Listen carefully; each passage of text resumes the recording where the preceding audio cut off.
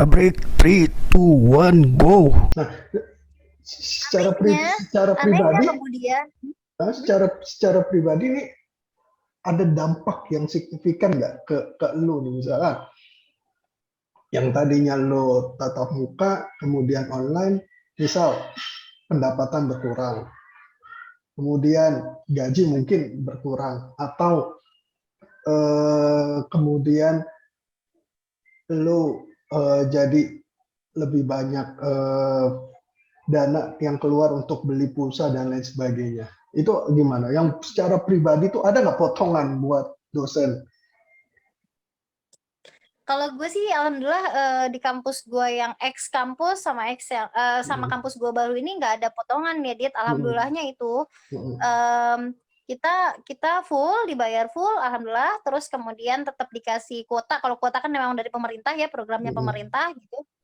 Cuman gue ini secara emosional aja gitu, Dit. Secara emosional aja. Jadi gue mikirnya, aduh ini kalau kita sebagai seorang dosen nih ngajarnya kan cuman pada saat mata kuliah ini aja tertentu aja gitu ya. Gue ngebayangin jadi mahasiswa justru, Dit. Jadi gue tuh sedihnya ngebayangin jadi mahasiswa, udahlah tahu sendiri kalau buka bayaran di swasta kan, udahlah bayarannya mahal, terus kemudian tidak ada potongan bayaran, terus kemudian kuotanya kesedot banyak, dosen yang ngajar nggak optimal. Itu sih sebenarnya yang akhirnya membuat pikiran gue tuh jadi, ini kayaknya nggak bisa deh kalau terus-menerus kayak gini gitu. Sebenarnya kita juga di dunia pendidikan gitu ya, Dit, di kampus sebenarnya kita juga udah jenuh banget loh, Dit. Sebenarnya sudah jenuh sama sekali, kita tuh nggak nggak mau lagi nih online ini, udah males banget gitu, udah muak banget. Jadi capaian-capaian yang kita harapkan didapetin mahasiswa gitu, nggak, menurut gue sendiri sih jarang tercapai. Misalnya gue ngajar mata kuliah ilmu politik misalnya. Pada saat ngajar itu kan gue udah siapkan nih capaian mata kuliah ilmu politik yang gue harapin yang bisa didapetin mahasiswa gitu ya. Setelah gue ukur itu jarang banget tercapai, Dit. Gue nggak bisa nyalahin mahasiswanya, tapi gue justru kembali ke diri gue gitu loh. Apakah dengan tutorial yang gue berikan, pengajaran online yang gue berikan ini sudah maksimal atau belum? Karena kenapa? Misalnya kalau kita di kelas bisa lama ya, Dit, satu SKS kan 50 menit. Berarti kalau 3 SKS itu kan 150 menit. 150 menit itu kan 2,5 jam kan? Itu kan kita bisa bertahan ya. Tapi apakah kemudian kalau kuliah online gue harus 2,5 jam? Gue tetap harus mikirin.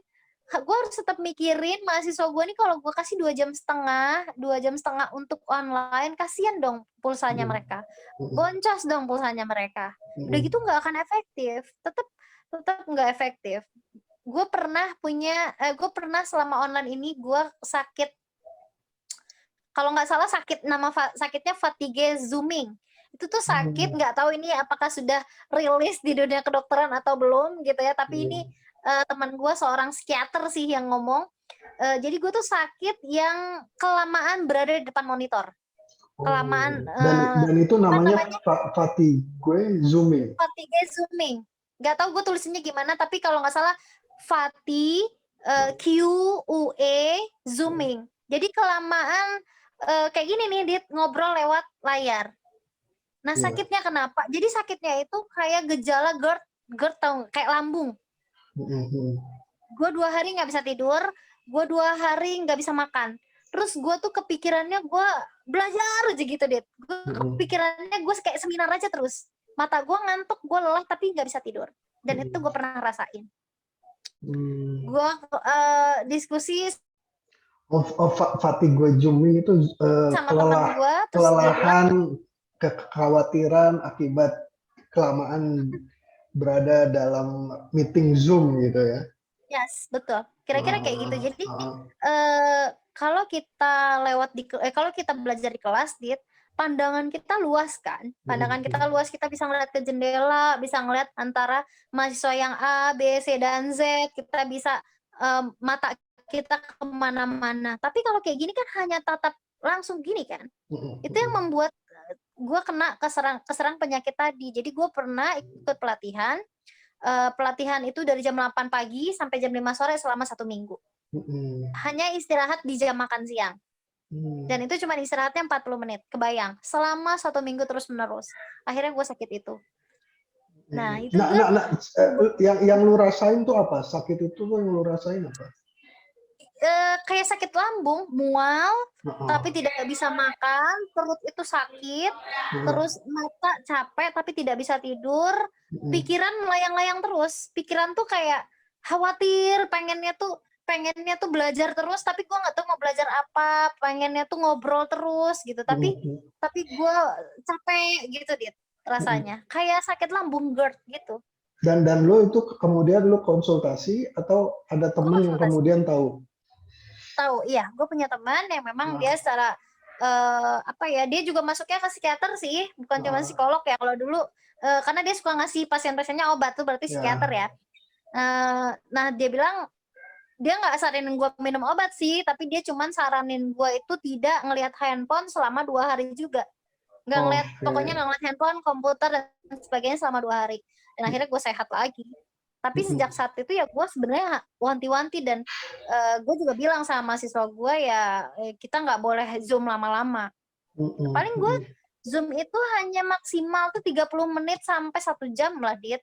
Selebihnya Zoom itu tidak akan maksimal. Gitu.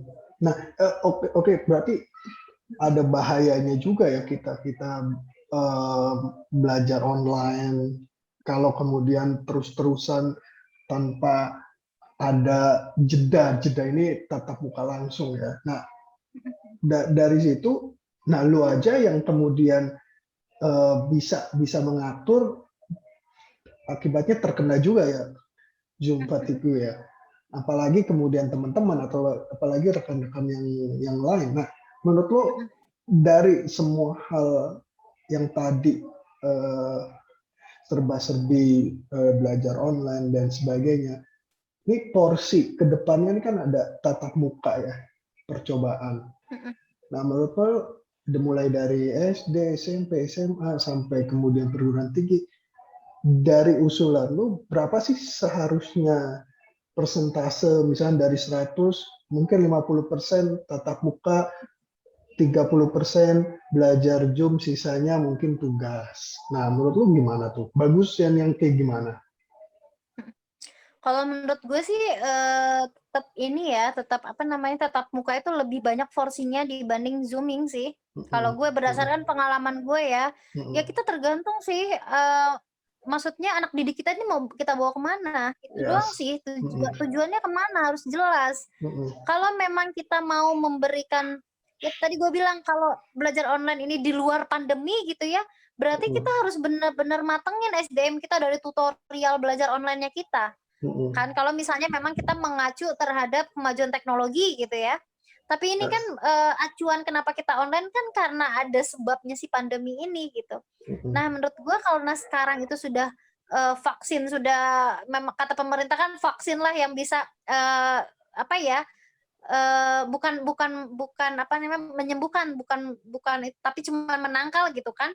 Ya menurut gue porsinya harus tetap lebih banyak tatap muka sih, Dit. Kalau kita mau anak didik kita itu kembali ke hitoh dan keinginannya kita sebagai orang tua gitu ya, tetap harus 75% menurut gue deh, tetap harus banyak tatap muka.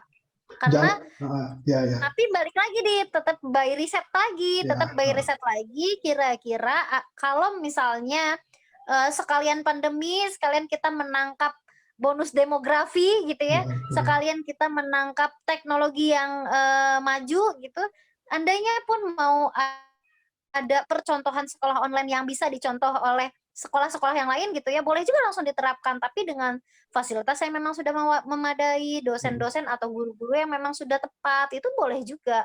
Supaya nanti ke depannya next kalau memang kita mengikuti perkembangan zaman gitu ya, ya itu bisa kita lakukan. Tapi kalau untuk sekarang, kalau sudah by riset gitu ya, misalnya di perkampungan atau misalnya ada daerah-daerah tertentu, ya gue pikir tetap tatap muka lah sih yang menjadi kekuatan kita untuk mendidik anak bangsa Indonesia ini, Dit. Oke. Obrak-abrik, closing the door.